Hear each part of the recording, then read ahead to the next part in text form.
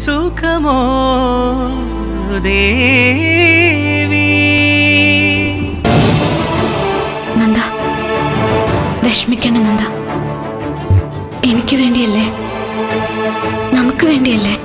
നന്ദനൊപ്പമുള്ള ജീവിതം മോഹിച്ചെത്തിയ ദേവി മുരളിയുടെ ഭാര്യയായി അറിയപ്പെടേണ്ടി വന്നതിൽ ദുഃഖിതയാണ്. തന്നെ ജീവന തുല്യം സ്നേഹിക്കുന്ന പെൺകുട്ടി ഇതറിഞ്ഞാലുണ്ടാകുന്ന പ്രശ്നങ്ങളെക്കുറിച്ച് ആലോചിച്ച് മുരളി ഇന്ന് മുതല് ഇനി അങ്ങോട്ട് എങ്ങനെ ജീവിക്കുമെന്ന് ആലോചിച്ചപ്പോ പറഞ്ഞു പോയതാ. കുറച്ചു മുമ്പ് വരെ ഉർമിയുടെ കൂട്ടുകാരിയായിരുന്നു ദേവിക. ഇപ്പൊ എന്റെ ഭാര്യയായി. നടന്നതൊന്നും അറിയാതെ മുരളിയുടെ അനിയത്തിമാർ ദേവിയെ ഏട്ടത്തിയായി അംഗീകരിക്കുന്നു. ഇന്നലെ വരെ കണ്ട എന്റെ കൂട്ടുകാരി അല്ല ഇപ്പൊ ഏട്ടത്തി, മുരളിയേട്ടന്റെ ഭാര്യ. ഏട്ടത്തിയോട് ആ രീതിയിലേ നീ സംസാരിക്കാവൂ. ഓ, എനിക്കറിയാം. ഇനിയിപ്പോ നാത്തോമ്പോര് തുടങ്ങിയാലും അത് ഇവിടെ നിന്നായിരിക്കില്ല. മൂത്ത പെങ്ങളാ ബെസ്റ്റ്. തുടർന്ന് കാണുക. ദിശ അറിയാതെ തുഴഞ്ഞു പോകുന്ന തോണി പോലെ ദേവിയുടെ ജീവിതത്തിൽ ഇനിയും ദുരിതങ്ങൾ വന്ന് ഭവിക്കുമോ?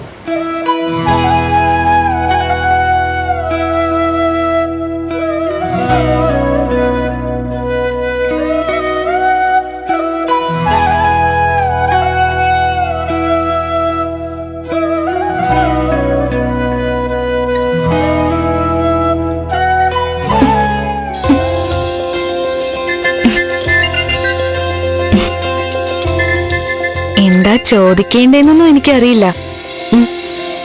സുഖാണോ? 2-3 ദിവസം കൊണ്ട് ഏട്ടത്തി ഒരുപാട് അനുഭവിച്ചു അല്ലേ? സാരല്ല, എന്നാലും പിടിച്ചു നിന്നല്ലോ. എന്നോടെങ്കിലും ഒന്ന് പറയായിരുന്നില്ലേ? അത് ഞാൻ അമ്മയുടെ ദേഷ്യമൊക്കെ മാറി ഇഷ്ടായിക്കോളും. അമ്മ പറയുന്നതൊക്കെ അങ്ങ് അനുസരിച്ചാ മതി. അതെ, ഇത് കണ്ടപ്പോ ഇപ്പോഴത്തെ ഫാഷൻ എന്നാ ഞാൻ കരുതിയേ. കുട്ടികളൊക്കെ ഇപ്പൊ ഇങ്ങനെയാ, സ്വർണമാലയൊന്നും ഇടാറില്ല. കൂടുതൽ പേരും കറുത്ത ചരട ഇടുന്നേ. അതുപോലെയാണെന്നാ ഞാൻ വിചാരിച്ചേ. ഇത് താലിയാണെന്ന് ഞാൻ ഒരിക്കലും കരുതിയില്ല. ഇനി ഇത് ചരട് മാറ്റി മാലയിലിടണ്ടേ? മുരളിയേട്ടൻ മാല വാങ്ങിക്കൊണ്ടുവരുമായിരിക്കും അല്ലേ? പറഞ്ഞോ അങ്ങനെ വല്ലതും? ഇല്ല. ഏട്ടത്തി പറയണ മാല വാങ്ങിക്കൊണ്ടുവരാൻ. അല്ലെങ്കിൽ വേണ്ട, ഞാൻ തന്നെ പറഞ്ഞോളാം. വേണ്ട, ഒന്നും പറയണ്ട. ഇതിങ്ങനെ കിടന്നാ മതി. ഓ, അതൊക്കെ നിങ്ങൾ ഭാര്യ ഭർത്താക്കന്മാര് തീരുമാനിച്ചാ മതിയേ. ഞാൻ പോയി ഡ്രസ്സൊക്കെ മാറിയിട്ട് വരാം.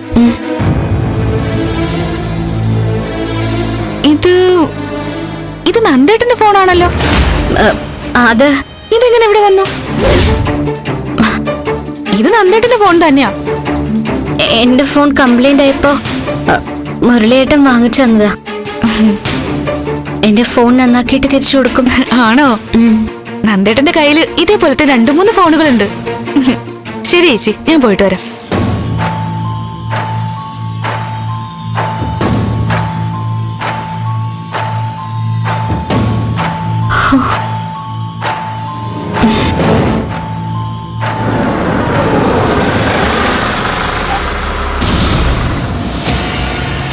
എന്താ ഇത്? എന്താ ഇവിടേക്ക്? മുരളിയും ഭാര്യയും ഒന്ന് കണ്ടിട്ട് പോവാം. ഞാൻ കേറുന്നില്ല, ഞാൻ പൊക്കോളാം. എന്തിനാ അത്?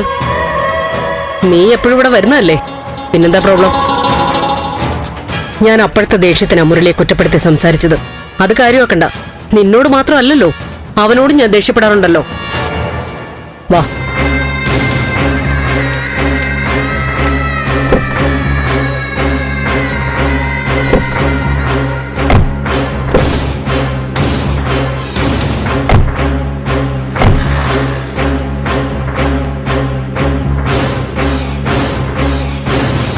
മുരളി കാണിച്ചത് ശരിയല്ലെങ്കിലും നമ്മൾ ചെയ്യേണ്ടതൊക്കെ ചെയ്യാതിരിക്കാൻ പറ്റുമോ?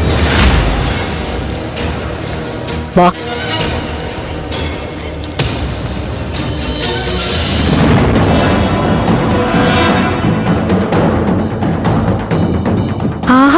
ആന്റി, മോൾക്കിന്ന് സ്കൂളില്ലായിരുന്നോ? ആന്റി, ഇരിക്കാന്റി. നീ രാവിലെ എത്തിയോ? എങ്ങനെയുണ്ടായിരുന്നു എക്സാം? നന്നായിരുന്നു. പ്രാക്ടിക്കലും കഴിഞ്ഞോ? ഇല്ല, അതിന് പോണോ ഇനി? എവിടെ? മുരളിയുടെ ഭാര്യ. ആ അകത്തുണ്ട്. ദേ, പോയി വിളിക്കേ. ആ ചേച്ചി. ആന്റി ഇരിക്കേ. ആ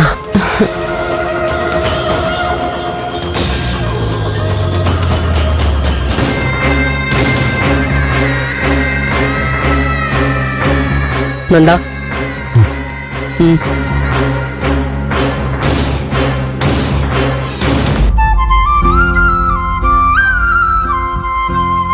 ഹലോ. പുത്തൻ പെണ്ണിനെ കാണാൻ ഒരാള് വന്നിട്ടുണ്ട്. വാ, അങ്ങോട്ടൊന്ന് വാ. ആരാ? ഇവിടെ അയൽപക്കത്തുള്ളവരാ. ഇങ്ങനെ കാണാൻ ആളുകളൊക്കെ വരും. വാ ഇങ്ങോട്ട്. മുരളി ഇതുവരെ വന്നില്ലല്ലോ. ഇങ്ങോട്ട് വരണോന്ന് ഞാൻ വിളിച്ച് പറഞ്ഞതാ.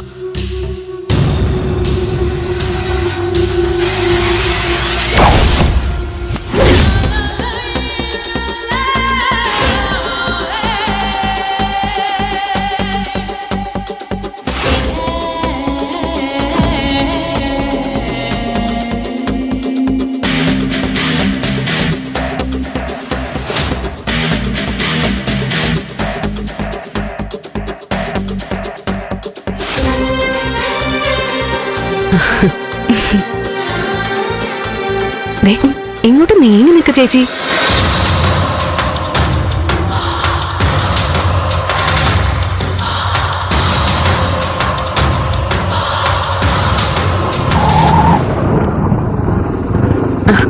ദേ, ഏട്ടൻ വന്നു.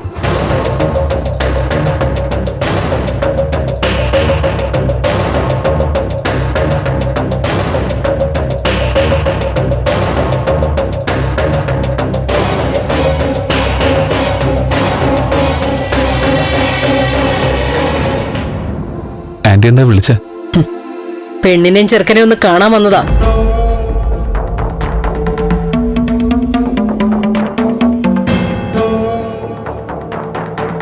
നിനക്ക് ഇന്നെങ്കിലും ഓട്ടത്തിന് പോവാതിരിക്കായിരുന്നു. ഞാനത് പറഞ്ഞതാ മുരളിയേട്ടനോട്, കേക്കണ്ടേ? നിന്റെ കൂടെ വന്നപ്പോ മുതല് ഒരുപാട് ടെൻഷൻ അനുഭവിക്കുന്ന പെണ്ണാവള്. പ്രത്യേകിച്ച് ഇന്ന് ഒരുപാട് പ്രശ്നങ്ങൾ ഉണ്ടായതാണല്ലോ. അപ്പൊ അവളുടെ അടുത്ത് നീ വേണമായിരുന്നു.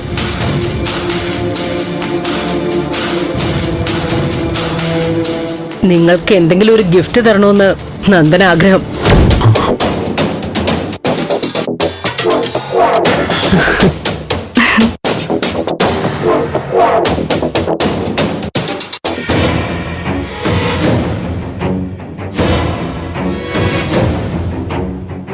നീ തന്നെ കൊടുക്ക്. അമ്മ എന്നെ കൊടുത്താ മതി. ഞാൻ കൊടുക്കുന്നുണ്ട്. ഇത് നീയാ കൊടുക്കേണ്ടത്.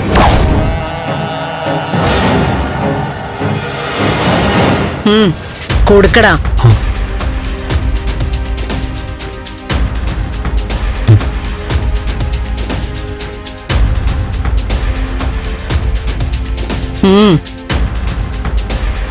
ആദ്യം ദേവികയ്ക്ക് കൊടുക്ക്.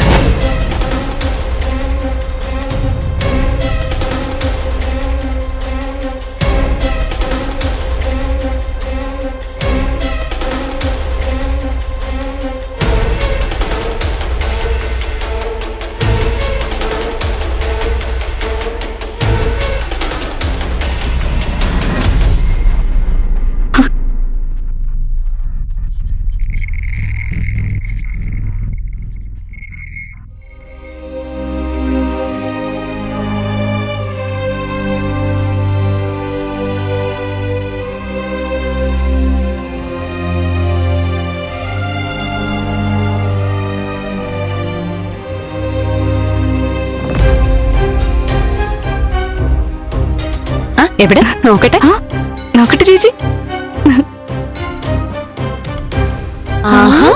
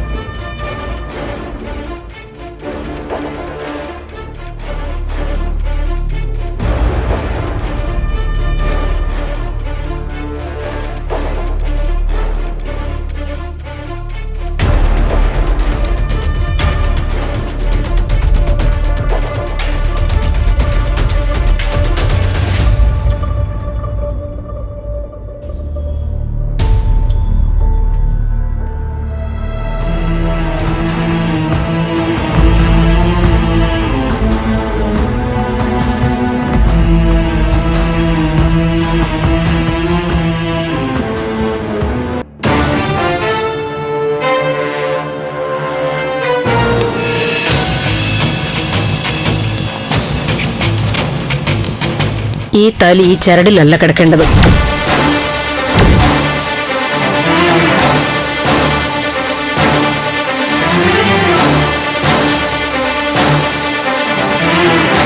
ആ ചരടഴിച്ചങ്ങ് കളഞ്ഞേക്ക്.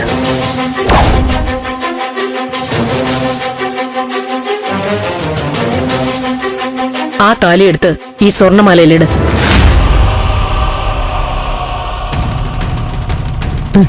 അതഴിക്ക.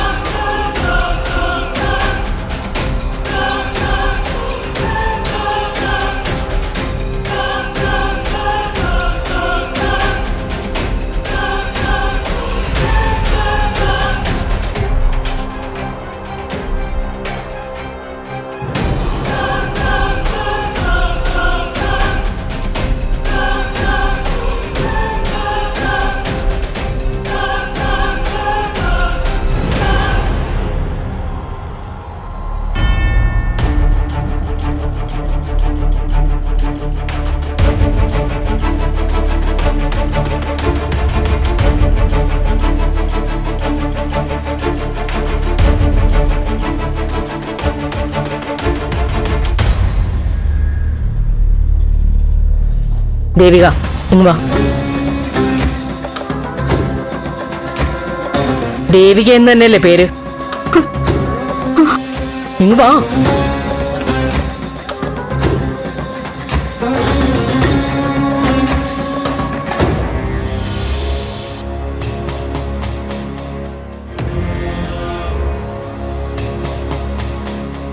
ഒരു താലി മാത്രം കെട്ടി ഇങ്ങോട്ട് കൊണ്ടുവന്നതല്ലേ? മറ്റു ചടങ്ങൊന്നും ഇല്ലായിരുന്നല്ലോ.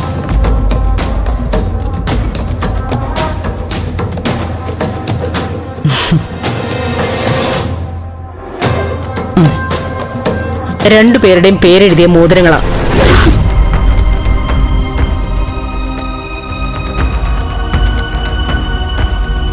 ഇത് നീ മുരളിയുടെ വിരലിലിട്ട് കൊടുക്കണം.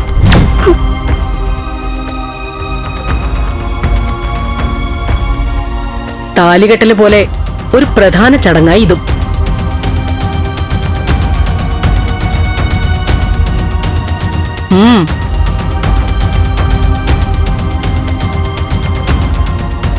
ഇതൊക്കെ താലികെട്ടിന്റെ സമയത്തല്ലേ ചെയ്യേണ്ടത്? ഇനിയിപ്പോ അത് സാരമില്ല. അന്നേരം ചെയ്യാൻ പറ്റാത്തതുകൊണ്ട് ഇപ്പൊ ചെയ്യുന്നു.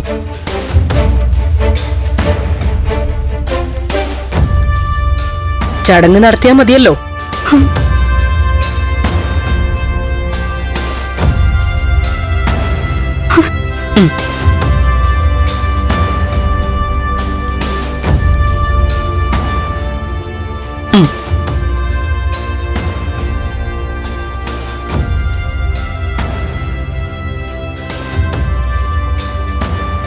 നീ കൈനീട്ടി കൊടുക്ക്.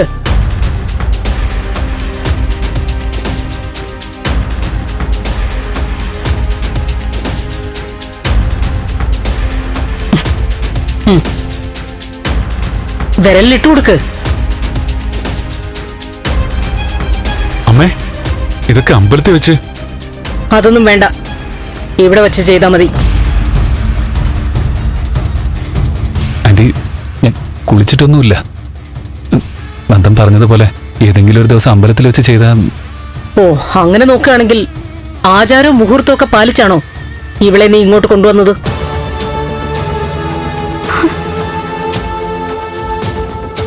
നിന്റെ അമ്മയോടോ എന്നോടോ സിദ്ധുവിനോടോ ഒരു വാക്ക് നീ പറഞ്ഞോ? എന്നെയും സിദ്ധുവിനെ നീ കാണുന്നത് നന്ദൻ ഞങ്ങളെ കാണുന്നത് പോലല്ലേ? ആ, അതൊക്കെ പോട്ടെ. നീ ഇവളെ വിളിച്ചുകൊണ്ടുവരുന്ന കാര്യം നന്ദനോടെങ്കിലും ഒന്ന് പറഞ്ഞോ?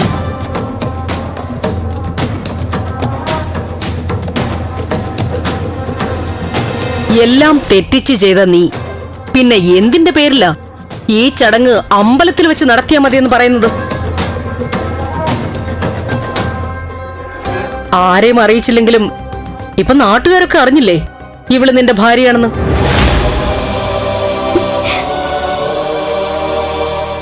കൈ നീട്ടി കൊടുക്ക്, ഇട്ടുകൊടുക്ക്.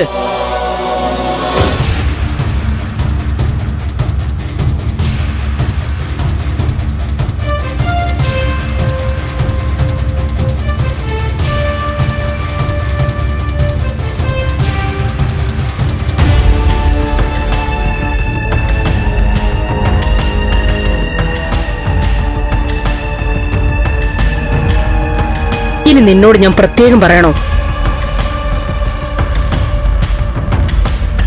കൈ നീട്ടു കൊച്ചേ.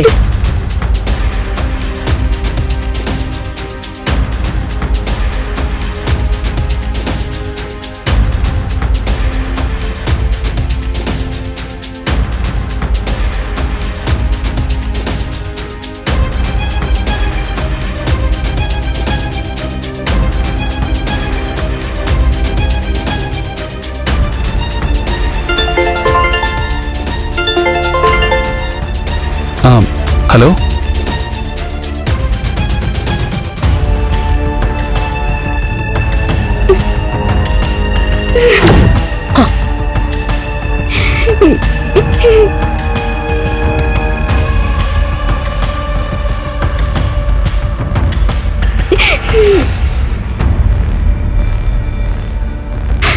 അമ്മ എന്നെ അനുഗ്രഹിക്കണം.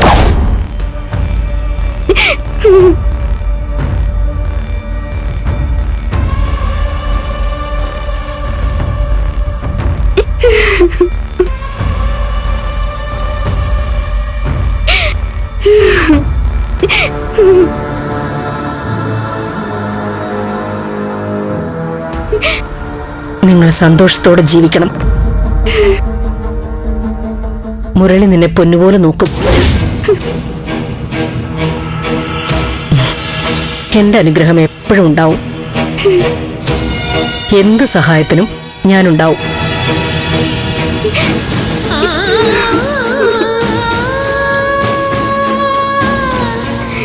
കഴിഞ്ഞതൊക്കെ ഓർത്ത് നീ ഇങ്ങനെ സങ്കടപ്പെടണ്ട. എല്ലാവരെയും അറിയിച്ച് ആർഭാടമായി തന്നെ നിങ്ങളുടെ വിവാഹം നടത്താൻ ഞാനും സിദ്ധുവും തീരുമാനിച്ചിട്ടുണ്ട്. സന്തോഷമായിട്ടിരിക്കെ.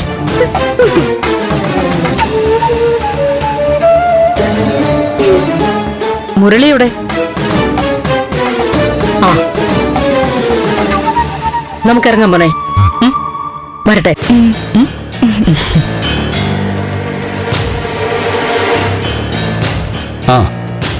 അങ്ങനെയൊന്നുമില്ല, നീ പറഞ്ഞു. മുരളി, ഞങ്ങൾ ഇറങ്ങാം.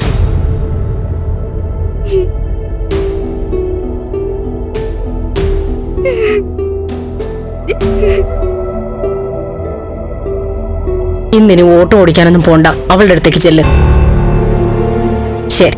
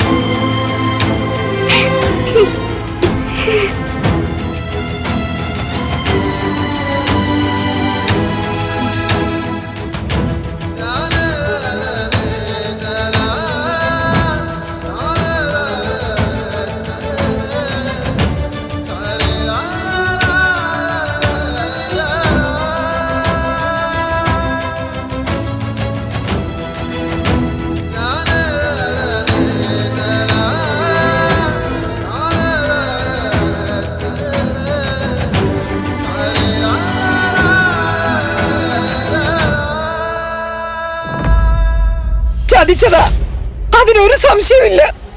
ഇങ്ങനെയൊക്കെ ചെയ്യാനുള്ള സാമർഥ്യം തന്റെ ഒന്നും മുരളിക്കില്ല. കയ്യും കലാശമൊക്കെ കാണിച്ച് എന്റെ മോനെ അവള് മയക്കെടുത്തതാ. തന്തയുടെ പ്രായമുള്ള ഒരുത്തനെ കൊണ്ട് ആ കല്ലൂടിയം തന്ന് ഇവളെ കെട്ടിക്കാൻ തീരുമാനിച്ചപ്പോ ആരെങ്കിലും തലേ തൂങ്ങി അവൾക്ക് വീട്ടിൽ നിന്ന് രക്ഷപ്പെടണമായിരുന്നു. അങ്ങനെയാ മുരളിയുടെ തലയിൽ അവള് തൂങ്ങിയത്. എല്ലാം സംഭവിച്ചു പോയില്ലേ, ഇനി സങ്കടപ്പെട്ടിട്ട് കാര്യമുണ്ടോ? ഇങ്ങനെ ഒരു പേരുദോഷം നാണക്കേടുള്ളപ്പോ പെമ്പിള്ളേർക്ക് നല്ലൊരു ആലോചന ഇനി വരുമോ? എന്റെ കാര്യം പോട്ടെ, പ്രഭകുഞ്ഞിനെ കുറിച്ചോ സാറിനെ കുറിച്ചോ അവനൊന്ന് ചിന്തിച്ചോ? അങ്ങനെ ഒന്ന് ചിന്തിച്ചിരുന്നെങ്കിൽ ഇങ്ങനെ ഒരു അതിക്രമം മുരളി കാണിക്കുമായിരുന്നോ? അവൻ ചെയ്തത് തെറ്റ് തന്നെയാ. ആണല്ലോ. ഇനി പറഞ്ഞിട്ടെന്താ കാര്യം?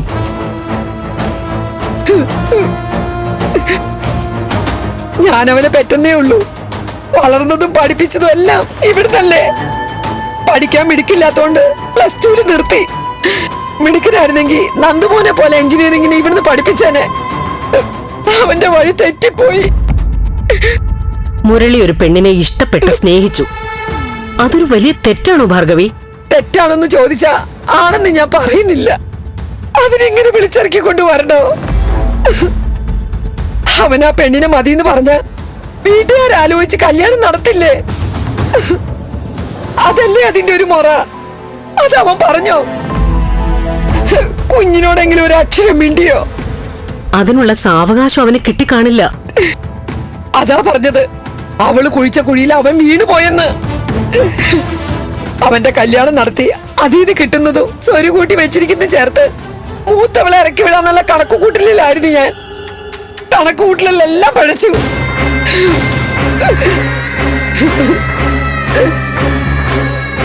ഞാൻ എന്തെങ്കിലും പറഞ്ഞ ചിലപ്പോഴൊക്കെ അവൻ എതിർത്ത് പറയും. അതേസമയം പ്രഭകുഞ്ഞ് പറഞ്ഞ കമാന്ന രക്ഷണ അവൻ മറുത്ത് പറയില്ല. അമ്മയുടെ സ്ഥാന കുഞ്ഞിനവൻ തന്നിരിക്കുന്നത്. അതുകൊണ്ട് ഈ പെണ്ണിന്റെ പിടിയിന്ന് എങ്ങനെയെങ്കിലും ഊരി പോരാൻ കുഞ്ഞൊന്ന് അവനോട് പറയണം.